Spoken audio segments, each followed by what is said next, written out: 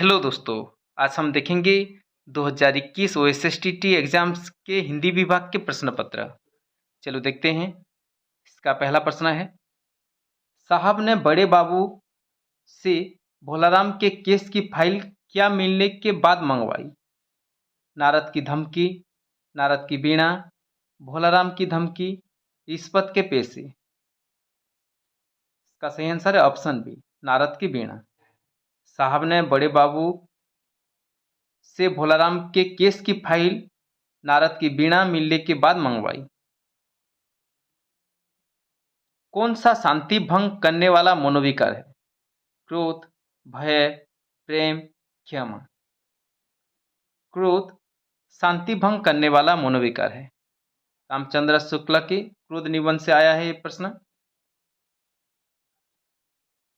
बालमुकुंद गुप्त जी के अनुसार किसकी मूर्ति भारतवासियों के हृदय में बनी हुई है? लॉर्ड रिपन की, लॉर्ड कर्जन की, लॉर्ड डेलहाउजी की, महात्मा गांधी की। इसका सही आंसर है ऑप्शन ए, लॉर्ड रिपन की। बालमुकुंद गुप्त जी के अनुसार लॉर्ड रिपन की मूर्ति भारतवासियों के हृदय में बनी हुई है।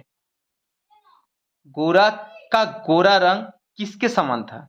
बगुले के पंख, गाढ़ा दूध, इटालियन संगमरमर, राजस्थानी संगमरमर।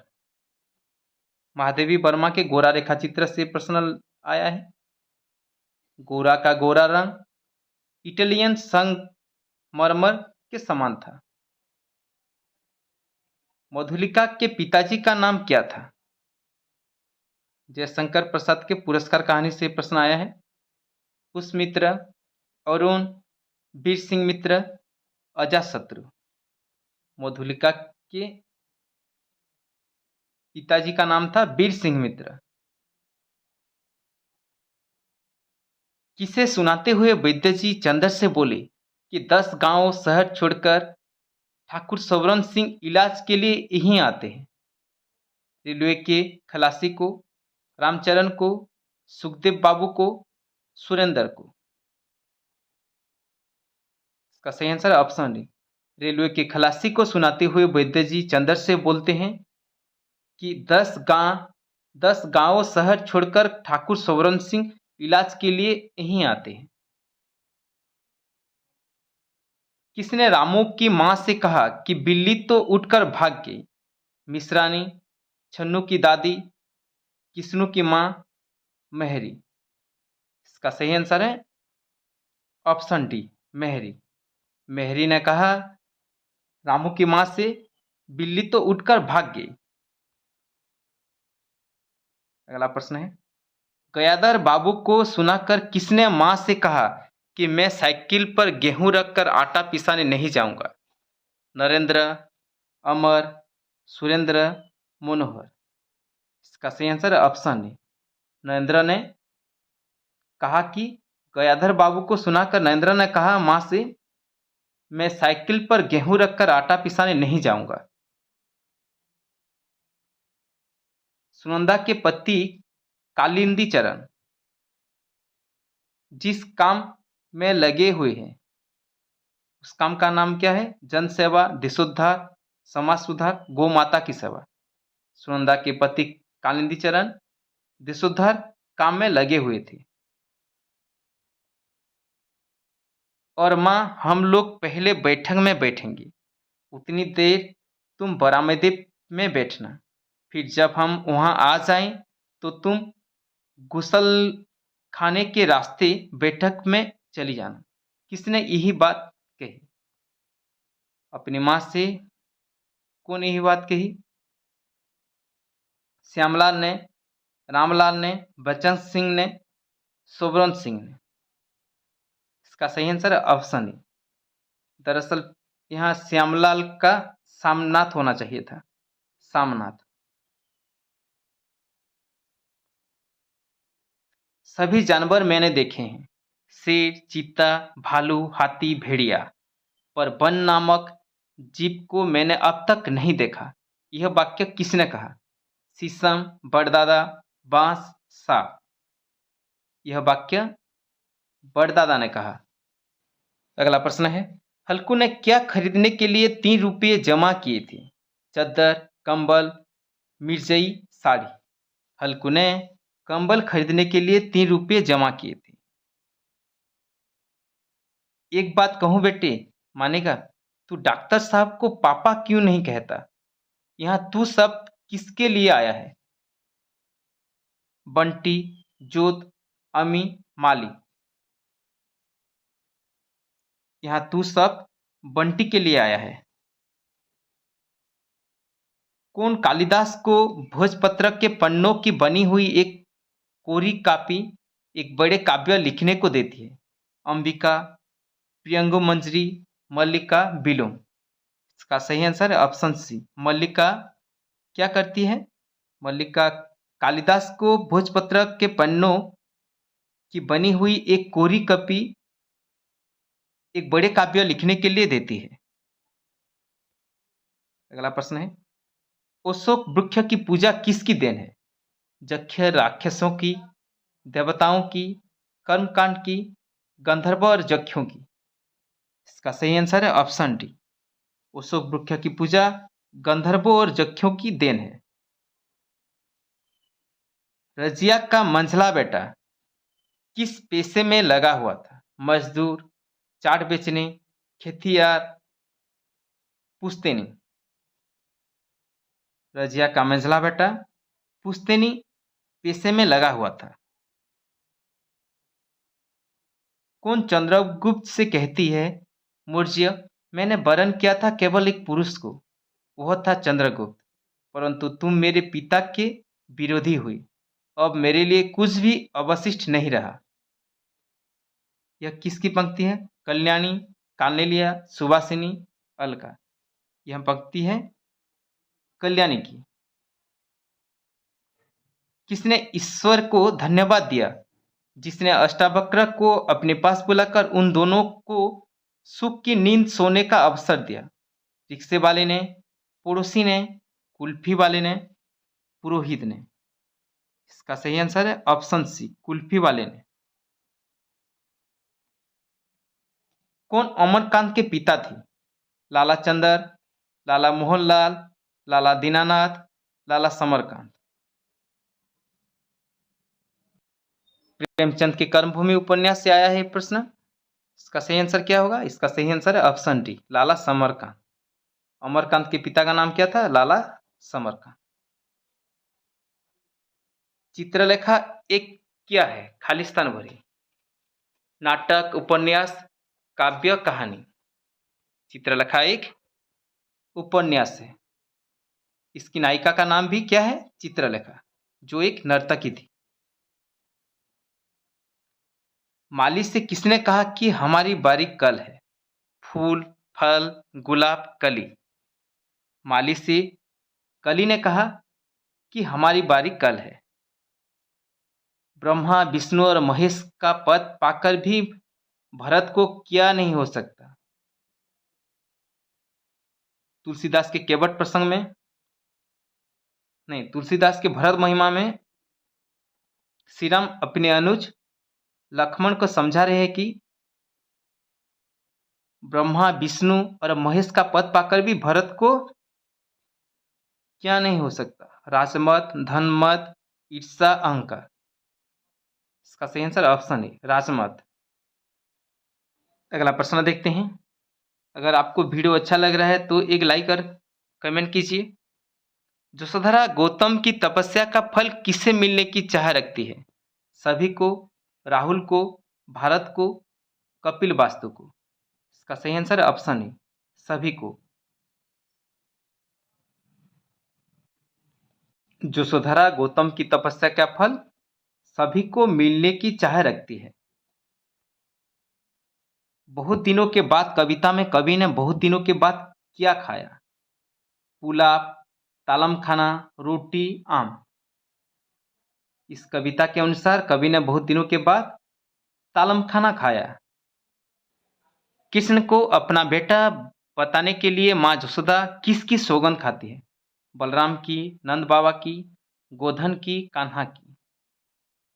कृष्ण को अपना बेटा बताने के लिए माँ यशोदा गोधन की सौगंध खाती है। कनक कनकते सौगुनी मादकता अधिकाय। यहाँ एक कनक का अर्थ है सोना, दूसरे कनक का अर्थ क्या है? लक्ष्मी, अफीम, धतूरा, सर्क। दूसरे कनक का अर्थ है धतूरा। कवि को धूप कहाँ दिखाई पड़ी? खेत में, बगीचे में, गमले में, शीशों के टुकड़ों के बीच। कवि को धूप शीशों के टुकड़ों के बीच दिखाई पड़ी। कवि बच्चन सपना पर मुक्त न होकर किसका ज्ञान करने को कहता है? प्रभु का, सत्य का, प्रेम का, धर्म का। कवि हरिवंश राय बच्चन सपना पर मुक्त न होकर सत्य का ज्ञान करने को कहते हैं। सुमित्रानंदन पंत ने तम को निराकार कहा, पर साकार किसे कहा? बाल विहंगिनी को, जगत जाल को, नाम रूप को, ज्योतिपुंज को। सुमित्रानंदन पंत जी ने तम को निराकार कहा, पर साकार किसे कहा? ज्योतिपुंज को कहा। अगला प्रश्न है, राजा महाराजा युद्ध के लिए तैयार हो जाने के बाद भारत में क्या आया? मर्यादा, आयादी, कंपी, नई जवानी। राजा महाराजा युद्ध के लिए तैयार होने के बाद भारत में नई जवानी आया। हिंदी में कितनी सरधनियां उच्चारित होती है? 10, 11, 8, 13। हिंदी में 10 स्वरध्वनियां उच्चारित होती है। अगर प्रश्न पूछे हिंदी में कितनी स्वरध्वनियां हैं, तो इसका सही आंसर क्या होगा? 11 होगा।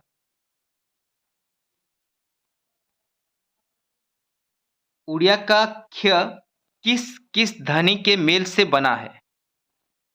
इसका सही आंसर है ऑप्शन सी, क और स। किस शब्द में अन्य प्रत्यय जुड़ा है? गम्य, धन्य, पठन, दर्शनीय। दर्शनीय शब्द में अन्य प्रत्यय जुड़ा है। तल्लीन शब्द का संधि विच्छेद कीजिए। तल्लीन शब्द का संधि विच्छेद करने पर होगा तत्युक्त लीन, तल्लीन। किस शब्द में उपसर्ग जुड़ा है? उपवन, ऊपर, शुभ, अनुप।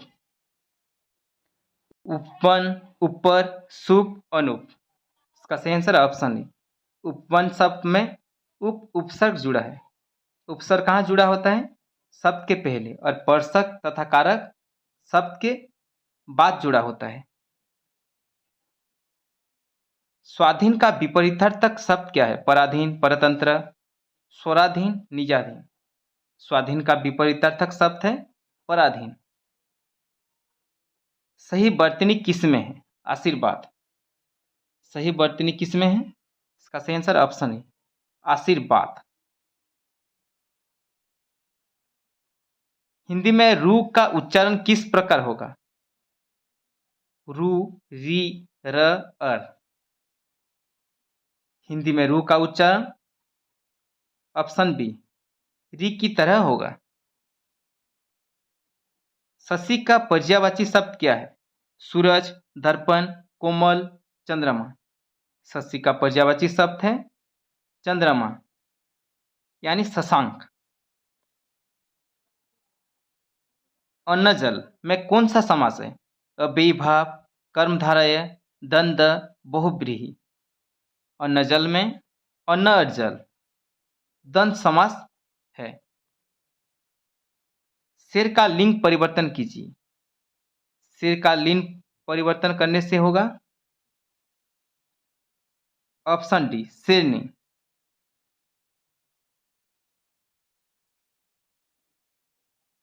सकर्मक क्रिया छांटिए। लिखना, चढ़ना, सोना, बैठना।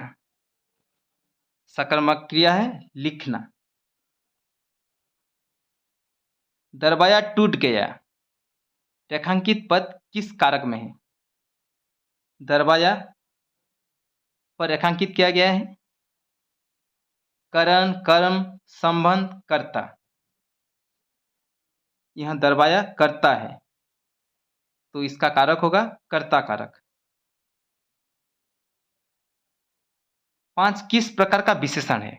गुणवाचक, संख्यावाचक, परिमाणवाचक, सार्वनामिक। 5 है संख्यावाचक विशेषण। किताब का वचन बदलिए। किताब क्या होगा वचन बदलने से? किताबें। आपका कल्याण हो, यह किस प्रकार का वाक्य है? संकेत वाचक, इच्छावाचक, विधानवाचक, आज्ञावाचक। आपका कल्याण हो, यह है इच्छावाचक। जल में रहकर मगर से बेर, कहावत का अर्थ है बहुत होशियार जानवर, समय आने पर बदला लेना चाहिए, किसी के अधीन रहकर दुश्मनी नहीं करनी चाहिए, विपरीत स्वभाव वाले लड़ने को तैयार हो जाते हैं।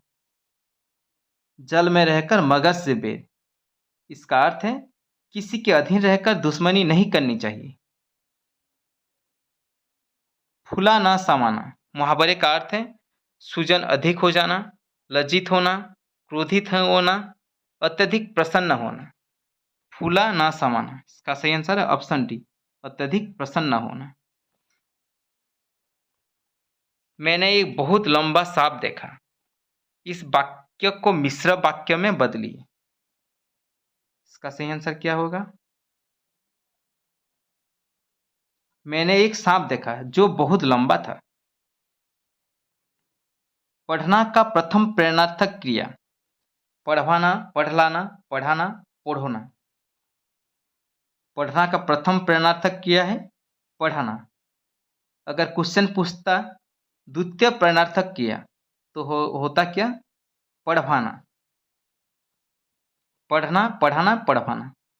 तो प्रथम प्रेरणार्थक क्रिया क्या है? पढ़ाना। अगला प्रश्न है कविता पाठ में पाठ की ओर जाने के लिए अध्यापक को पहले क्या करना अधिक उचित है? प्रश्न पूछना, कहानी सुनाकर प्रश्न पूछना, कविता सुनाना और प्रश्न पूछना, पाठ का उद्देश्य बताना। इसका सही आंसर है ऑप्शन सी, कविता सुनाना और प्रश्न पूछना। एक छोटी सी कविता सुनाना और प्रश्न पूछना।